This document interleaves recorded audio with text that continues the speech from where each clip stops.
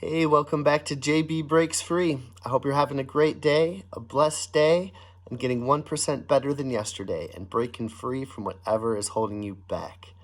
I'm trying to do the same, and it's a practice. It's not something that I have mastered, but I'm glad for the practice. I think it's helped me out. I guess there's been a lot going on the last couple days. First, my 10 pages a day is just in flames. Yesterday I worked really hard. I hustled in the morning, doing my side hustles. I got home, uh, you know, did stuff around the house, had lunch, put up the video, and then I just didn't have time to read before work, really. I guess I could read after work, or I need to get up earlier, I think. I could do what 1 hour in the morning would do for me is incredible, and it's not that hard. I need to get my butt out of bed, and that can open up an exercise in window reading for me. That's something I have to do. I guess there's been a few things going on recently. Cars in the shop, that's no big deal. God knows what the payment will be, but we got savings for that. And then my wife and I were discussing whether we should continue to max out the retirement savings, or should we take a little bit out of that and boost up our regular savings account, because that's eventually where we pay for emergencies and the kids, trays for their teeth from the orthodontist, and we're going to need a car at some point, not anytime soon, God willing, but I want to pay for it in cash. I don't want to ever be in debt again. So I think we might dial that back a little bit and maybe have a little bit more wiggle room for savings. But then today the heat went out, and I didn't notice it in the morning. It must have been on in the morning, and we just got our first kind of snowstorm. Schools around us were canceled, but we weren't canceled.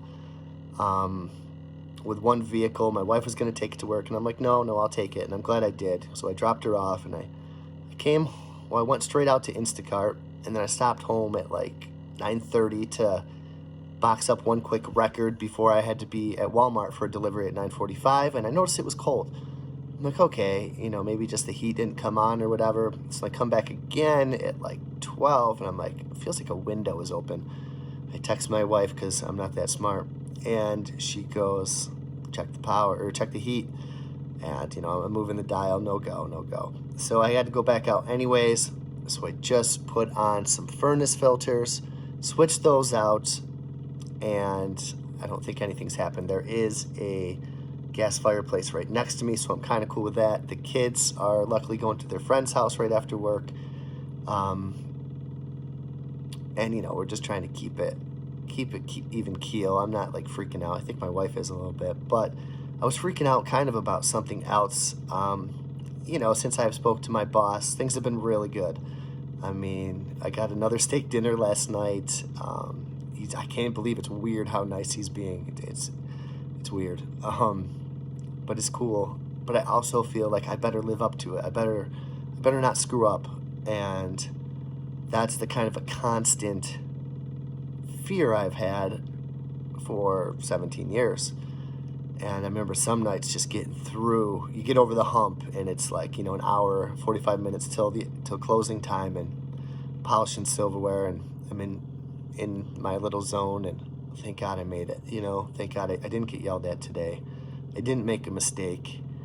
And it's kind of a culture built on mistakes. It's really not built on pats on the back. I think of it almost as like a referee in a football game. If there's no penalties, you don't notice them. But when there is, then, if it's a sloppy game, you notice the penalties. And so whatever. We had a busy night last night. There was a party of 14, a party of 20, a party of 15, a party of 9, and amongst other tables. And me and my partner there were splitting the two tables, and we had to get this first 14 out in 2 hours. And that really wasn't going to happen. So I'm rushing to get them. My partner did one half of the bill. I did the other half of the bill. We stapled it. I added his part onto mine. It was a massive bill, too. These guys were crushing wine. I mean, $800 worth of bottles. So, it was going to be a good tip. And my boss did a great job. Everything's going fine. I punched the numbers into the calculator. I handed over. okay, so then I'm cleaning up at the end of the night, and there's all this water spilled where my boss's water is, and he kind of just looked at me and goes, "You did that?" I go, "No." I go, "It just happened." And he kind of gave me that look, like, still, I don't think anything's going to happen, but okay, don't make a mistake. And then I get home last night, he sends a picture of the bill. "There's a mistake here, I'm sorry." I go, "Jeez." And of course, it was my addition. I added up my part right. It was a massive bill. Like, my part was like 1,000 something, and his part was like 556. Massive bill. And 1,400 and 556, and I somehow had like 1,800 on the bill. And I'm like, oh God, I screw. That's a screw up. So I am basically owing the house $104 or something like that. That's what it was off. And there's numerous mistakes in that. That extra $100 should have been on the bill, which should have been a bigger tip for myself and the two other waiters and everybody. So it cost everybody money, including myself. And I was very, very upset about it last night. Dwelling on it a little bit, but then I got thinking in my head, it was like 556 and change, and what I typed in, it would have had to been like 485. Like, it would have had to been 5 different numbers. I'm thinking it was the calculator. I swear that calculator isn't always right. I know it's not always right. And did it have to bite me on that one? Gosh darn it. What are the odds that I type in 5 wrong numbers? I'm thinking I punched it in and got the bottom line that was wrong and just kept going from there. And it didn't seem that far off to me. Between 1,800 and 1,900 in my head, those are some big numbers. I'm trying to go really fast, and I was off, and so I texted back. I see it now. I'm like, okay, so we each owe you like $35, the 3 servers. But then I just got thinking today, I'm like, no, screw it. I'll pay for it all myself. I don't care.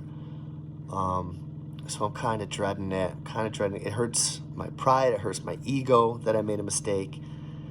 I feel like I need these special circumstances, right? I talked to my boss, and we had a good mutual conversation. I don't think anyone needs to be screamed at about it, but, if I make a mistake, I need to correct it. And he didn't scream, but so then I saw him this morning at Wegmans, and he was all smiles. And, talking about the party tonight, there's some Wegmans cashiers coming in, like 10 of them, and they requested me. And he's like, "Oh, Jay, I'll be ready for you tonight. Everything's good." Didn't seem that mad. And I just looked at him, and I just go, I can't believe it. I can't believe it. I'm like, why would I punch those numbers in? And he goes, "Yeah, it just stinks with that party too." And I go, it might have been the calculator. And I hate to make excuses, but darn it, it might have been. And it just stinks. And I go, just take it all out of mine, because we didn't get our credit tips from last night because there wasn't enough cash in the drawer to tip us out, because it was pretty high. So I go, just take it out of mine. But it still hurts my pride. It still hurts my ego. I have to get over that. I have to move on, like I talked about what mentally strong people do in the previous video. If you make a mistake, you don't dwell on it. You don't dwell in the past. You move on, and you be professional, and you go attack it tonight. And over time, this will, run its course just like everything does. There's not my first mistake in the building, and it's not the only mistake in the building. And after a while, you forget about them, but it's frustrating because I expect more from myself. It is a little frustrating if it was the calculator. But I guess I got to be more disciplined to double check that it's still on me. But I was happy I kind of saw him this morning and kind of broke that ice, because I was kind of just dreading going in today. And last night I was Googling, like, how would a stoic handle a mistake at work, and a mistake like that, and basically is you can't change it. Number one, there's things that we can change and the things that we can't change. And the things that we can't change, if you're fighting against it, you're going to be fighting against the tide, and there's just no hope in that. So why dwell on something that you cannot change?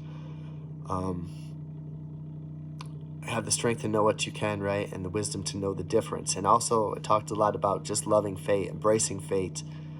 Love what happened. How can you love it? But you got to, because that's fate. That's how it is. That's where you are. there's some good that can come from it.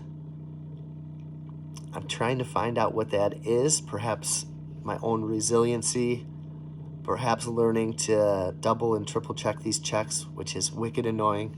But I guess it's going to be something I have to do. And we'll see how it goes. And I guess it's also a good ego check too, everything went well, but I made the mistake last night. And I don't know, the waiter I work with, he's great. He doesn't make a lot of mistakes. And I try to be just as good. But he also, is not perfect. Nobody's perfect. And it wasn't a technique. It wasn't a service error. It wasn't I mischarged for something error. Wasn't I forgot something error. It was just a freaking typing in 2 numbers on a calculator, and I think it gave me the wrong number. Can calculators be wrong? This one can. I know it can. I've seen it before. But I will move on. I will be strong. I can't change it. All I can do is live right now in this moment and break free from all that unnecessary stress and anxiety, and learn from the past and be the best I can right now and be hopeful for the future and excited. So I hope you guys are having a great day, and hopefully we can get this heater thing checked out and get the heat back on tonight. And hopefully I'll have a good night at work and put that one behind me right after the first table, right when I walk in, and just be as happy as I can. So I wish you all the best, and I will talk to you soon. Break free.